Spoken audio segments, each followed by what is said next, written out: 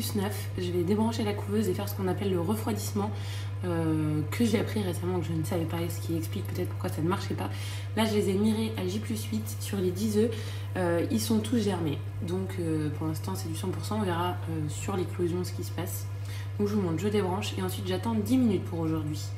Donc là, je viens de mettre 10 minutes sur le chrono et j'attends jusqu'à ce que ça sonne. Ensuite, je vais venir asperger tout ça, je vous montrerai. Donc ça dépend des jours. Hier c'était 5 minutes, demain ça sera 15 minutes, après ça va augmenter jusqu'à 30 et ensuite ça sera tout le temps de 30 minutes jusqu'à les 2 jours avant le terme. Là, pendant que le refroidissement se fait, je vais aller chercher mon petit déj et celui du petit poussin. Doucement Nana. Voilà. Donc là Naya va faire le petit tour du proprio, voir si tout va bien. Moi je vais ramasser juste une tige d'ortie que j'achèterai pour le poussin. Donc il faut les prendre bien en dessous pour pas se faire piquer.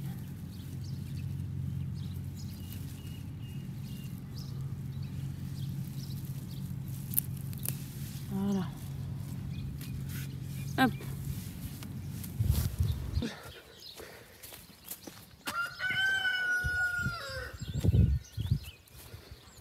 Donc là pour le matin, pour le petit déj, ça je l'ai cette nuit.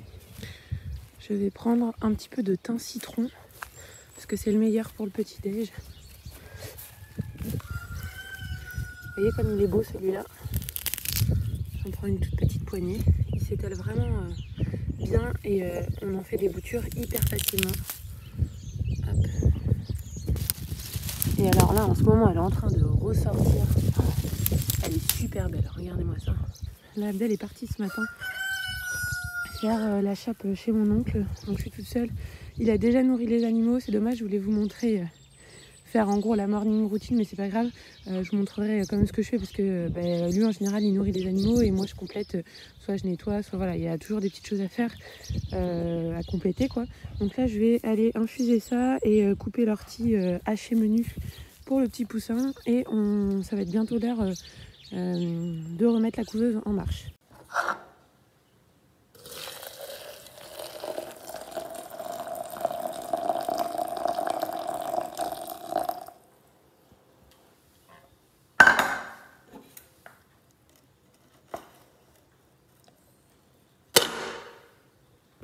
Donc là ça vient de sonner, donc je vais de ce pas m'occuper de la couveuse. Pendant ce temps je vais juste vous montrer.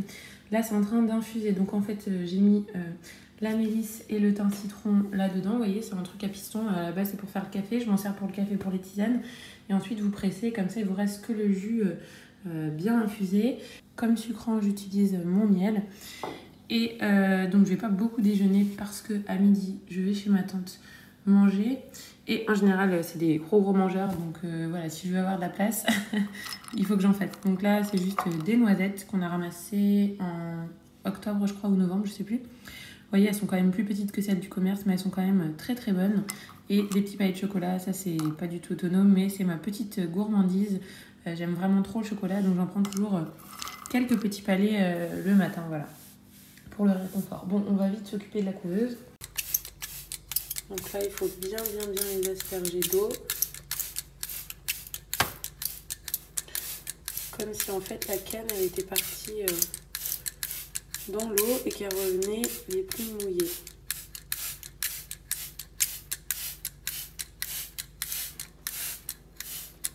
Voilà. Ils sont un peu sales mes œufs.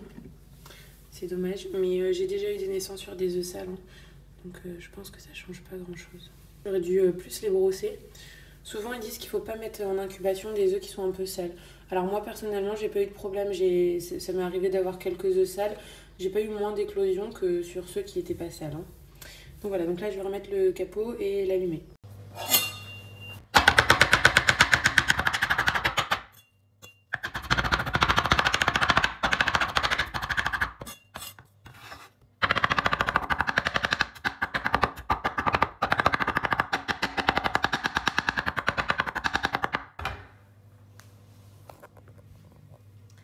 Voilà, donc j'hache à peu près de cette taille-là. Et ensuite, je vais donner au poussin. J'essuie un petit peu la feuille avant quand même pour pas que ça lui donne trop la diarrhée. Il ne faut pas que ce soit trop mouillé, surtout là avec la rosée. Et voilà, son petit repas du matin, en plus de ses grains. Allez, on va dire que c'est bon.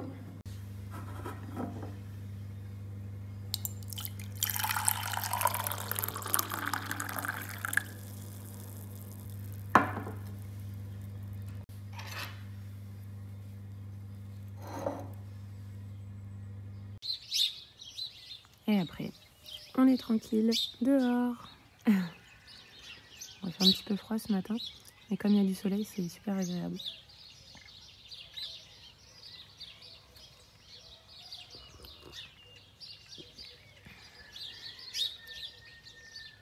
Puis mon petit chien là, qui est avec moi. Oui, mon Ninou. Tu me tiens compagnie, ma belle, hein? Est-ce que tu voudrais bien une petite noisette? On va aller chercher Kaito, on va le mettre dans le jardin pour qu'il puisse se balader un petit peu. Et j'ai nettoyé sa cage. Et j'attends un petit peu parce qu'il fait encore très froid. Là, ils annoncent 12 cet après-midi. Là, il doit faire 2 ou 3. Hier, on a tondu là, donc ça fait tout propre. J'aime bien le jour même et les 2-3 jours après la tonte. Ça fait bien propre. Et donc, je m'en suis servi pour mettre dans toutes mes planches où j'ai des plantes qui sont demandeuses d'azote. Donc, principalement les plantes à feuilles, hein, les épinards, salades.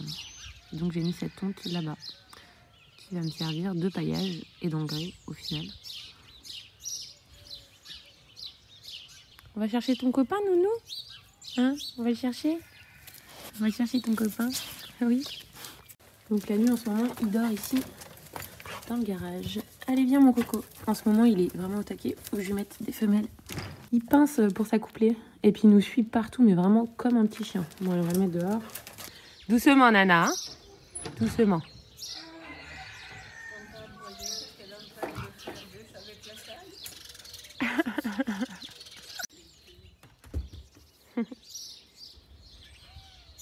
Bon, faut les canaliser un peu parce que la chienne ne se rend pas compte de sa force.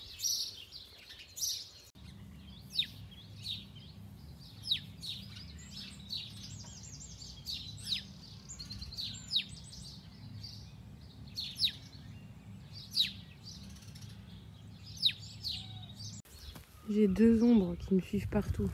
Voilà, l'autre arrive. Ah, il met plus longtemps, forcément. Forcément. Laisse-moi. Ils me suivent partout, c'est juste incroyable. Autant la chienne que lui. Hein. Allez, viens, on va nettoyer ta cage. Coucou mes petits moutons. Doucement, Nana. Doucement. Qu'est-ce que j'ai dit? J'aime trop cette porte. Hop.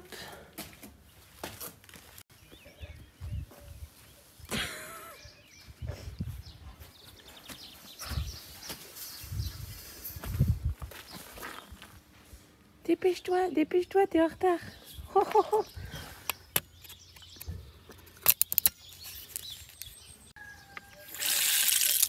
Allez, maintenant que c'est tout propre, on va laisser sécher, on va s'occuper de la cage du petit poussin et bien se laver les mains pour pas transmettre des maladies. Même s'il est en bonne santé, des fois ils peuvent être en bonne santé et quand même porteurs d'un truc. Monsieur est sur son petit trône pendant que je nettoie sa cage. Un monsieur ou madame d'ailleurs. Au départ il avait plutôt une tête de monsieur, mais maintenant on ne sait pas trop. Oh, petit cœur. T'as grandi encore, hein? Oui.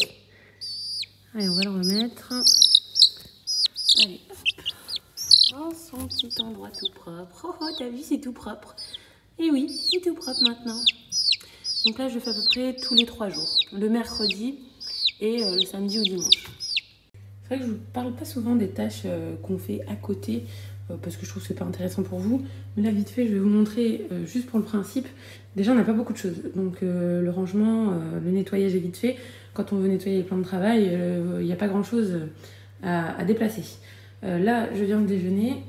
J'ai mis ça là et je vais le faire tout de suite. Ensuite, ici, c'est le propre. Donc ça, là, j'ai plus qu'à essuyer et ranger. Et là-bas, c'est mon linge qui trempe parce que ça, je l'ai lavé à la main. Ça, c'est les tissus pour faire le fromage, vous savez, pour égoutter. Donc je vais finir de laver et aller l'étendre. En fait, là, il faut que tout soit clean, quoi. Si vous vous laissez déborder, après, vous n'avez pas le temps. Et moi, j'ai vraiment beaucoup de choses à faire. J'ai pas le temps de passer du temps à faire le ménage. Donc il faut que ce soit rapide et efficace. Pour nettoyer, là, j'ai qu'un seul truc c'est du vinaigre blanc. Et quand c'est vraiment encrassé, je rajoute un peu de bicarbonate pour qu'il y ait une action abrasive. Donc là, je vais tout vider, tout ranger à sa place, étendre tout pour que ce soit clean. Mais j'en ai pour 5 minutes quoi. Voilà, quand c'est fini, je mets un petit coup de pipite de vinaigre blanc un peu partout. Et voilà, j'ai fini. Donc moi, j'ai pas le temps de faire le ménage. Donc il faut que j'aille vite. Donc il faut qu'il n'y ait pas de bibelots à déplacer partout, etc. Il faut que ce soit fait au fur et à mesure pour qu'il n'y ait pas 36 trucs à faire en même temps. 5 minutes pour la cuisine, c'est ce que je me réserve. 5-10 minutes, voilà. Et puis Abdel m'aide beaucoup, donc ça lui arrive que ce soit lui qui le fasse. Mais on n'a vraiment pas de temps à consacrer, donc on essaye de pas trop salir. Mais c'est clair que le ménage passe en second plan. Je suis presque toujours dehors, c'est ça qui m'importe. L'intérieur, c'est pas... voilà. Là, il y a le monsieur de la ruche qui dit oui, qui m'a apporté les laitages. Je commande à peu près une fois toutes les 2 semaines, voire des fois une fois toutes les 3 semaines, puisque pour l'instant, on n'a rien qui produit le laitage. Alors j'espère qu'avec mes brebis, je vais pouvoir faire quelque chose dans quelques mois. Pour l'instant, donc je prends 2 litres... c'est 1 litre? Ouais.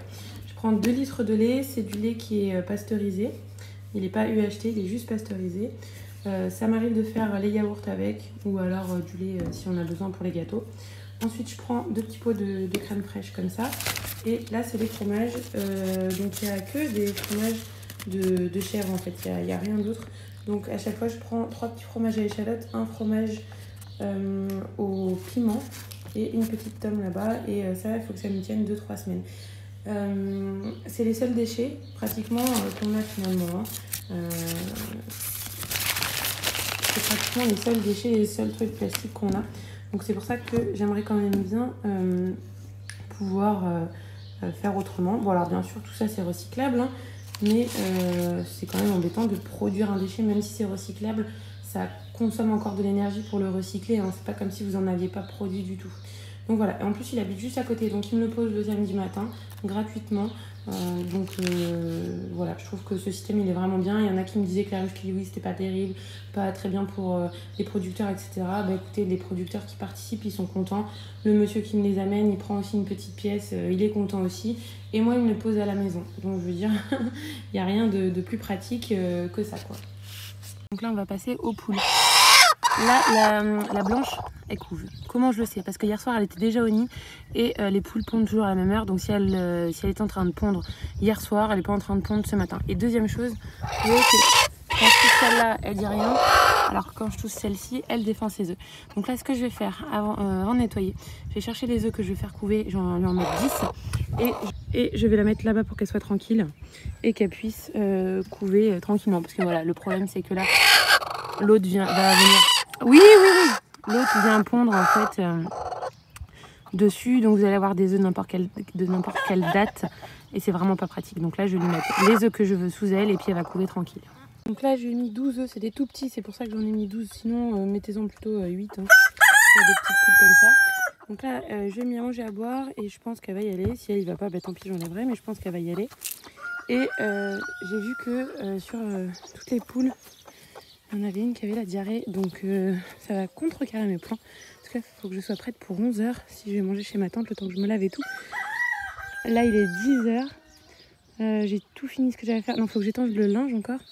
Et là, il faut que je nettoie les fesses. Là, vous voyez, elle est pas bien. On le voit en fait parce qu'elle est un petit peu...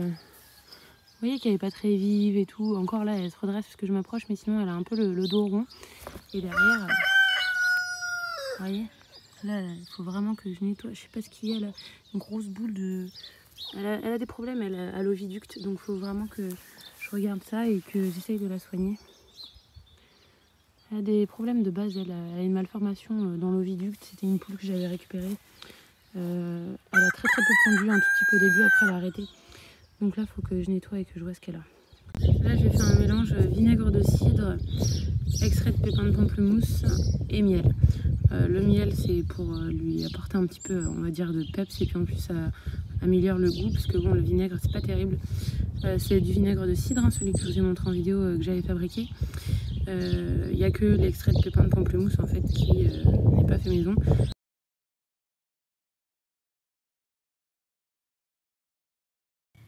Donc du coup, j'ai fait prendre un bain pour enlever tout ce qui était collé de diarrhée. C'était pas tant de la diarrhée en fait, voyez, le problème c'est que c'est pas de la maladie. Je lui ai quand même donné la seringue, mais en fait dedans il y avait cette espèce de masse, je vous la montrerai après à l'intérieur.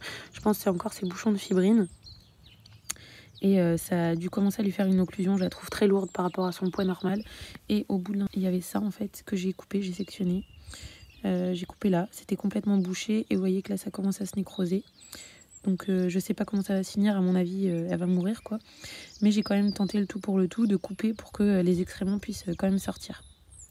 Et là du coup je vais lui faire un petit massage et la remettre avec les autres. C'est pas contagieux, c'est pas une maladie, hein. Là c'est vraiment c'est mécanique quoi. Donc voilà à quoi ça ressemble à l'intérieur. C'est vraiment comme des espèces de petits fibromes quoi. Donc apparemment ça peut être dû des fois à la coccidiose, mais là c'est pas le cas, hein. C'est vraiment parce que ça c'est des poules qui ont été sélectionnées pour pondre, et à la fin de leur vie elles commencent à avoir des dégénérescences. Et là vous voyez c'est vraiment entouré de diarrhée, hein, mais c'était pas de la diarrhée en fin de compte. Et à l'intérieur vous avez plusieurs couches, enfin on voit vraiment qu'il y a eu quelque chose de pas net quoi.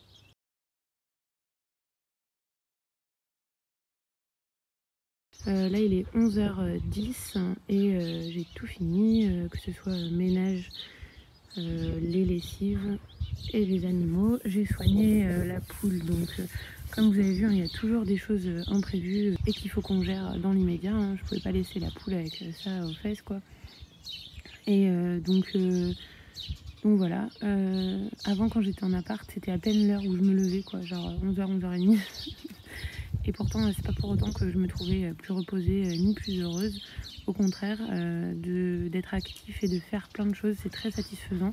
Et je trouve pas que ça me fatigue. Ça, c'est des petites tâches qui ne demandent pas beaucoup d'efforts. Il faut juste le faire. Mais je veux dire, ça prend pas de cardio, ça prend rien. Je veux dire, c'est voilà.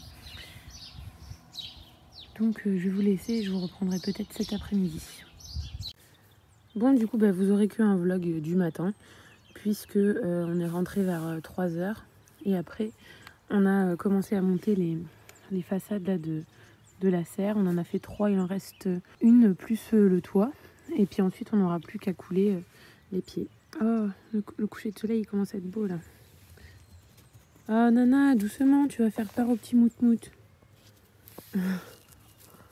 On a aussi changé les moutons, on a déplacé en fait, avant ils étaient dans cette zone et là ils ont cette zone là.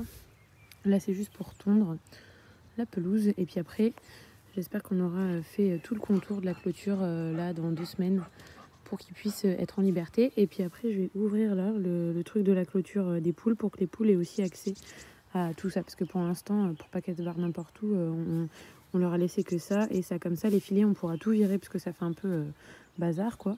Et une fois que les filets seront virés, et là je vais mettre mes pommes de terre ici, c'est là où je les avais mis l'année dernière, je les avais mis là. Là du coup je vais faire jusqu'au bout entre les fruitiers, et voilà. Là faut que je répare ça aussi, qui est un petit peu de pingouin, parce que j'avais mis la pierre de sel dedans, sauf que la brebis elle se frotte après pour se gratouiller et ça l'a un peu tordu, donc finalement je le laisserai aux poules pour mettre la cendre, pour faire leur bain de cendre et que ce soit à l'abri de l'eau. Et le bloc de sel, là je le rentrerai dans les box dès qu'elles seront dans le grand champ. Donc la poule pour l'instant est toujours vivante. Ce matin elle était prostrée quand je vous l'ai montré avant l'opération. Et là gratter et tout, donc on va voir ce que ça donne. Donc je pense pas que finalement que c'était vraiment au niveau de son intestin, enfin de son système digestif, mais ça devait être plutôt le canal excréteur, son oviducte quoi, du côté génital. Donc je me dis le fait de l'avoir coupé, c'est pas trop grave, on verra bien. De toute façon je vous tiendrai au courant dans les autres vlogs.